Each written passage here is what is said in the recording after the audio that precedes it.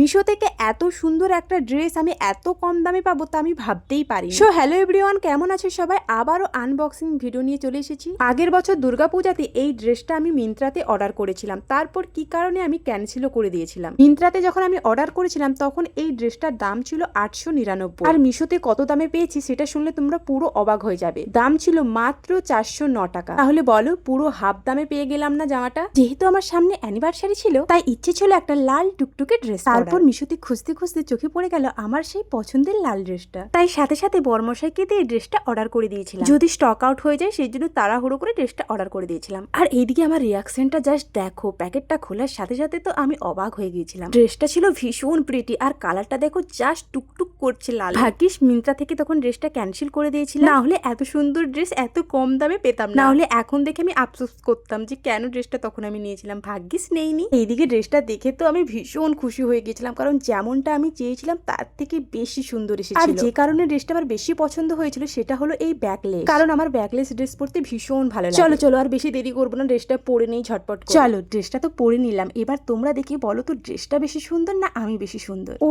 মাই god, পুরো আমাকে red princess লাগছে। আমার এতটা পছন্দ হয়েছিল কি বলবো। তোমাদের কাছে ড্রেসটা কেমন লাগছে একটু কমেন্টস করে জানাও। এরপর অনেকে ভাববে যে মিশো থেকে কেউ শপিং করে। হ্যাঁ হ্যাঁ, সুস্মিতা মাইতেই করে। যদি এত সুন্দর ড্রেস এত কম দামে পাই কেন শপিং করবো? চলো চলো, যে কারণে ড্রেসটা কিনেছি সেটাই দেখায়। এই যে ব্যাকলেস, ব্যাকলেসের জন্যই কিন্তু আমি ড্রেসটা কিনেছি। তোমাদের যদি ড্রেসটা পছন্দ হয়ে থাকে আর লিঙ্ক লাগে তাহলে কমেন্টে লিঙ্ক বলো, অবশ্যই লিঙ্ক পাঠিয়ে দেবো। আজকের মতো টাটা।